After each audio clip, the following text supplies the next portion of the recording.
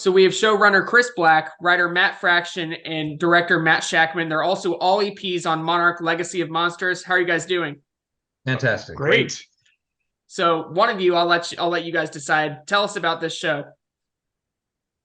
Oh, well, look, it's obviously a universe that's familiar to people who know the big blockbuster legendary films. It's the MonsterVerse. It has a heritage that goes back 70 years to the Toho movies in the 1950s.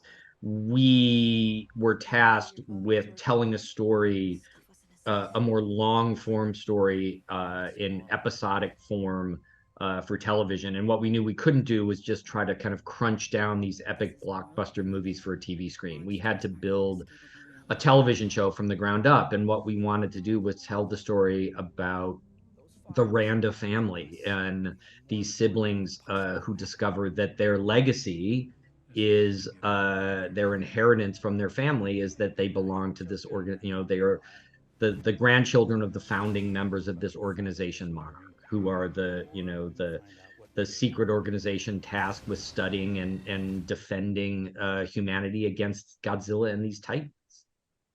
And everyone's going to know this as Godzilla, the MonsterVerse, all these new monsters that we're going to see. What was it like bringing them to life? Oh, it was great. It felt like being a kid and drawing something in the margins of your homework, and then our amazing visual effects team led by Sean Conrad and our filmmakers then had to figure out how to make these things practical reality. It was great. We research things. We'd find creepy, awful, horrible animal facts and things that are shocking somehow that they exist on Earth, and yet they do. And then we'd make them bigger and send them out chasing our characters. It was great. So you make them and you come up with different parts for each of them. How do you come up with the names of the new ones? That is there's a mythology manager at Legendary. Legendary have done 4 of these films now, 5, and they are the old pros at this. We tend to give them a very writerly placeholder names and let the mythology managers figure out the rest. Yeah, we call them this. Like, it's those critters, it's those bug things, it's that scary aardvark monster, and then they come up with much cooler names for them than we had. One of our directors from Mexico City referred to the some of them as the cucarachas. Yeah. So Matt Shackman, I'll direct this one at you. What was it like directing Kurt Russell alongside Wyatt Russell? They're never on the screen together, but we see the different generations across this series. They're both amazing actors, and the fact that they, were excited about doing this project together, we were thrilled. We thought, what a brilliant idea we have this important character of Lee Shaw, who's in the past, who's in the present, who links the past and the present in the same way that Godzilla does, the only sort of human character that bridges this gap. Really important. We had lists of who could play young Lee Shaw, lists of who could play old Lee Shaw. Oh my God, there are 2 people on these lists who are related and bear a striking resemblance to each other. Maybe they would want to do this together. And to us, it felt, so exciting. And then they also were excited about the idea. I think, they've been offered father-son things before that just maybe hadn't clicked. But this felt like a unique family project that they could do this together and build this character together. And it's a character that is definitely the same guy, but we see him grow and change. And that's part of the fun too, is how does he start as Wyatt and end up as Kurt Russell at the end? Right. And you have these different generations. What was it like filming?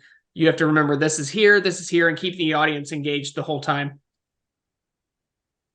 We led story first as we were building the show. There were always thematic and character reasons for the flashbacks that we show when we show them. And we used what was happening in our contemporary story, these 2 siblings trying to unravel the mystery of who their father was and what his secret life hid. That was our primary driver, and we would then be able to fill in the blanks of Monarch's history along the way in ways that would hopefully echo or reflect and offer a counterpoint to what was going on in the present day. Yeah, it was often keeping a lot of plates spinning, and there were times where we would, the walls of our writers' room were covered with charts and boards and crazy scribblings. And then, there were definitely times when we would get excited about some particular storyline and our writer's assistant would gently remind us, that character hasn't been born yet, and we'd be like, oh, okay, right, we can't do that. It's like, okay, well, or a couple of things that are like, that happened like a week later. Yeah. There's a couple, Yeah, so I've got to know, who is each of your favorite monster, whether it be Godzilla, one of the new ones, King Kong even? I mean, it's a boring answer, but Godzilla, I mean, he's the king of the monsters. He's a legend for a reason. He's persisted as just this unbelievable, beautiful, wondrous, awe-inspiring character. And that's why we're excited about, one of the reasons why we're excited about this show. We want to, I played with Godzilla toys when I was a kid and watched Toho movies with my dad. So I just have to pick him. Yeah, I'm with Matt. I mean, Godzilla's the OG. It's like, you can't beat him. It's like, fiscally, I'm Godzilla. Socially, I'm Kong. Love the answer. So most films and TV shows have visual effects, and it is not more important than in these MonsterVerse films. I'm talking with visual effects supervisor Sean Conrad for Monarch Legacy of Monsters. How are you doing? Doing very well today. Thank you. So obviously you have a huge role in this series, being the visual effects supervisor. What was it like bringing Godzilla to life? It's fun, and I'm fortunate in that I got to work on a couple of the feature films as an artist, and so now being here on the other side of things, it was great to be able to contribute to this giant legacy of monsters, right? It's one of the most iconic characters in cinema history. And do you have a favorite monster, if it's Godzilla or if it's one of the other ones? Well, I mean, I love Godzilla, and that it's hard to get more iconic. And I love the personality of this Godzilla in the Legendary movies. I think it's like a really interesting take on it, and and there's so many Godzillas that are really interesting too. And I think it's part of why it's such an enduring character, is because every iteration has something unique and cool about it. But on our show, one of the creatures that we got to make a whole bunch of new creatures, right? So one of the creatures that I really love, it's in some of the trailers, is this creature, this ice mole that we have. So sometimes in our scripts we would have really vague ideas about what the monster was supposed to be, and sometimes it would be really much more literal. And so in this case, it was a star-nosed mole crossed with a pangolin burrows out of the ground, and you're like, okay, that's a really cool visual. So you talk to the writers about what they're trying to get at, and then you collect some imagery that you like, you describe that to some concept artists who will then take that creative vision and execute it. So we worked with the concept team of Weta FX in New Zealand, who have their, again, own legacy of working on monster movies and things like that with Peter Jackson. And so there's a deep talent pool, and they were able to interpret these sort of interesting and weird ideas and put them into something that was really scary. So what you mentioned, your Godzilla, what sets him as legendary and in the series? What sets him apart from previous Godzillas that we've seen on the screen? There's a lot of attention paid to his movement, and if there was, it's physically impossible, but if there was really a giant lizard of that size, there's almost a tendency to want to make him slow and deliberate looking, but big things can still move really quickly. It just sometimes takes them a little bit more to get up to speed, and then once it gets going, it's hard to stop, right? And so that guy in a suit is always going to have the physics of a guy in a suit, and so what this version allows us to do is really play with that scale and momentum. And that I love both iterations, and the new one from Toho, Godzilla -1, looks fantastic, and I love it all, and I like that we can do different things with different versions.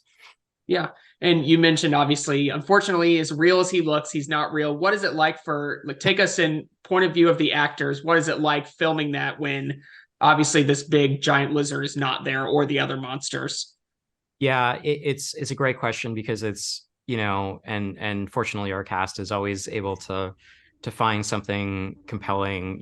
Anna Sawai's reactions to Godzilla are phenomenal, and Kurt always found something really unique to say in the moment while we were shooting.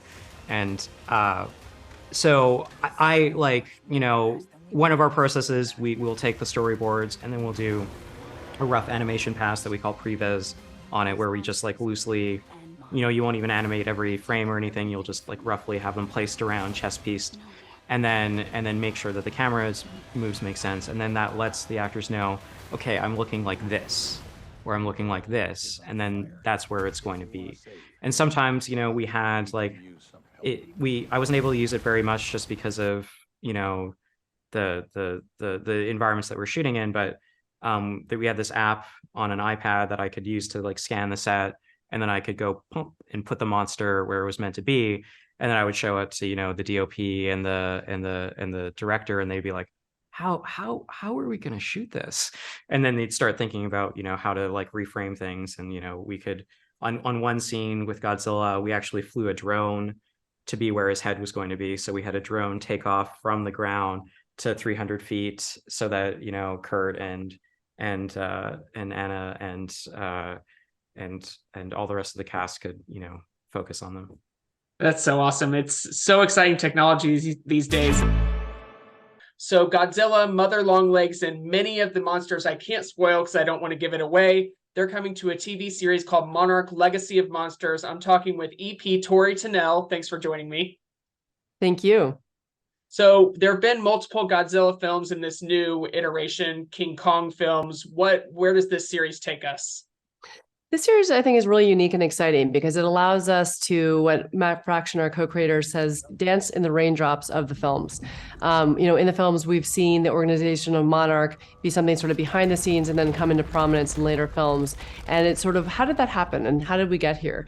But I think the thing that's also really exciting about our show is that you don't have to have seen any of the features to come to our show and love it, because at the heart of it, it is a very juicy family drama, and it's a globe-trotting adventure that will grab you wherever you come from and whatever you know about our world. It's a great thing to point out. You don't have to see the other films. So I know I've seen it. You can guarantee that you will see monsters in this series. It's not just a behind the scenes of what Monarch is. What can you preview about these monsters? I think that what's so exciting about our monsters is that we had a lot of time and a lot of fun developing them. We have our hero Titans, but we also spend a lot of time researching sort of crazy animals and insects that actually live on our planet. And half of these zooms, I would be sort of looking through my fingers and thinking, oh my God, that's actually real. And so there's a basis of biological authenticity for all of our creatures. And then we were able to extend it and make them even more robust and exciting for our world. And your role, executive producer, that can mean so many different things in different industries, businesses. What is your role in the series? My role is, we came on after Matt Fraction, who had been developing it, and then really we're helping to assemble the team. And so we had the great privilege of bringing on Chris Black and Matt Shackman and our great host of DPs and casting directors, et cetera, bringing on our cast, and then helping manage everything on set, going through post-production, and then eventually sitting here in this chair talking to you. Yeah. So do you have a favorite monster, whether it be Godzilla, King Kong, any of the other ones? Well, I think it has to be Godzilla because I think that he's so fascinating. He's had such a great history from the Toho movies where he was a representation of nuclear power. During the development of the show, we talked about the fact that now it sort of felt like he was climate change, then he was, a representation for COVID. But I think he's always been sort of a catalyst for change and a monster that is not a villain in our world. He's someone that sort of protects us from other titans. And it's a complicated relationship. You wouldn't want him in your backyard. He's going to destroy things, but he is an asset for humanity. Very much so. Thank you so much, Tori. Make sure you watch Monarch: Legacy of Monsters beginning November 17th on Apple TV+.